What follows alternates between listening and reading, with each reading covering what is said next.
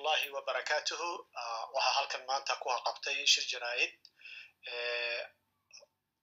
hogaanka maamulka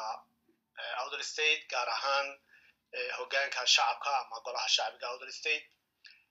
mudanayaal iyo marweyba aad iyo aad baan idin salaamayaa salaan qaaliya waxaan maanta jecelahay inaan ka hadlo dhowr qodob oo muhiim ah runtiina ka hadlaya arrimaha ama xaaladaha maanta ka taagan gobolada Awdal States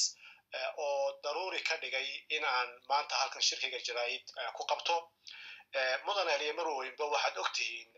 maalmahan in soo dhaafay in suldaan ka mid ah suldaanada gobolada Awdal States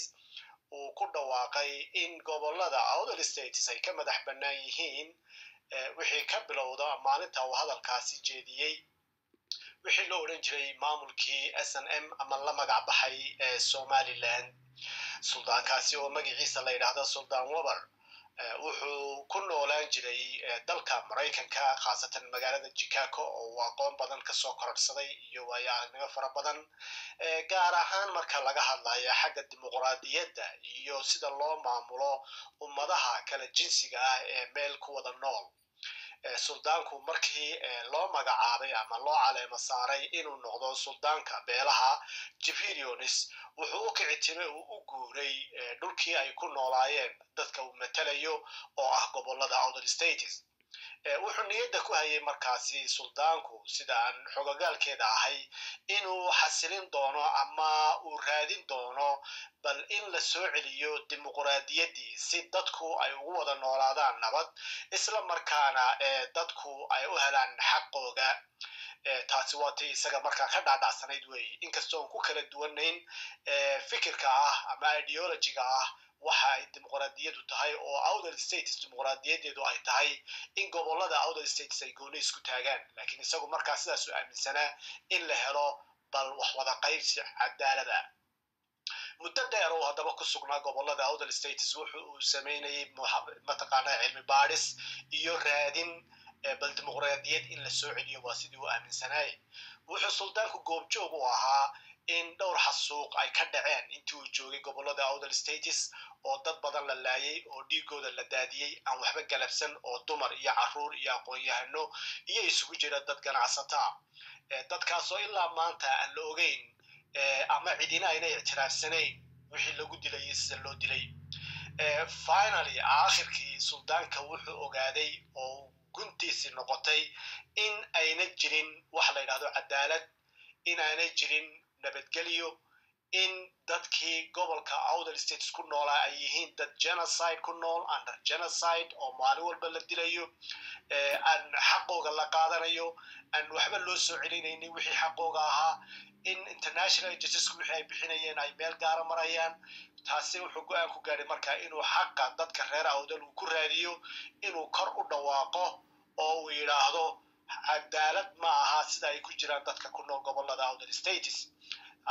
haddii lagu waayo hadal wax lagu waayayna waa in lagu raadiyaa sidii kale ee wax loo heli karayo ama loo soo celin karayo dimuqraadiyadda dadkaasi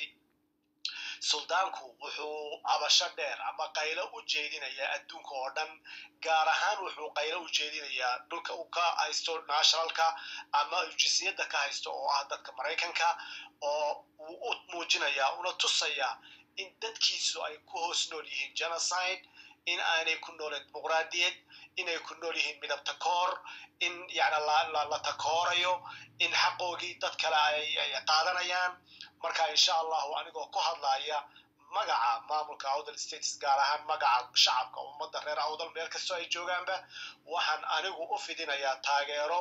heel iyo hoobare hogaankaasi cusub go'aanka ku gaaray in uu wax u qabanayo dadkiisa waxaan leenahay guul insha Allah arrinka labaad ee ka hadlaya wuxuu yahay sida ogtihiin walaalayaal gobolada Awdal States ilaahay wuxuu ku manansay khayraad badale oo dhul kale oo mataqaanay macdan tale oo xoolaha leh waxa kaliya ka faa'iideysanay hadda ka horna waxay ahayd intii ay karaan inay kalluun yar kala soo baxaan inay adhigood iyo loodooda dhaqdaan cashuurtoodana ay dad kale ka qaataan intay ku sugnaan taas ahayd wuxuu ilaahayna siiyay macdan dhulka dushiisa iska taala waxaynu ognahay buuraha siimoodi siday u dhan yihiin inay yihiin macdan maamulkan SNM ee beesha dhaxna waxaad ogtihiin 25 sannadood ee dadka gada bulsiga ama gobolada Outer States uu gacanta ku hayay in uu cilmi baadhis sameynayay sidii ay ula soo bixi lahaayeen macdanta dhulka ku jirta gobolada Outer States maanta haddaba waxay gaadheen waqtiga ay la soo bixi lahaayeen waxaan dhageysanayay shalay nin isku magacaabaya wasiirka macdanta ee dhulka loo yaqaano Outer States dhulka loo yaqaano Somaliland ay SNM gacanta ku hayso in ay soo saari doonaan macdan lacagta laga helaya ay tahay malaayiin dollar taa macnaheedu waxay tahay dadka reer Awdal ha ogaadaan maalinta lacagta faraha lagu dhigo in aanay hadeed far dambe oo dadka reer Awdal ay dhaqaajiyaan ayna heli doonin fursad maanta haysataan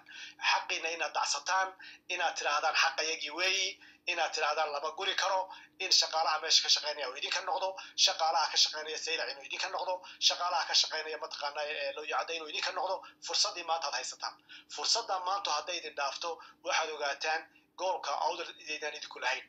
inay cid kale leedahay waxa kale oo ognahay maanta in xataa basaskii ama baabuurkii ay dadku raacayeen boorama ka baxay Hargeysa u baxay in aynay lahayn dadka reer Awdal ee kaliya hata baabuurta halka ka baxda ay tahay baabuur ka soo jeeda beesha dhexe ama dad ay isku dhow yihiin dadka maamulka SNM tahaya marka waxaan ilaahay walaalahayo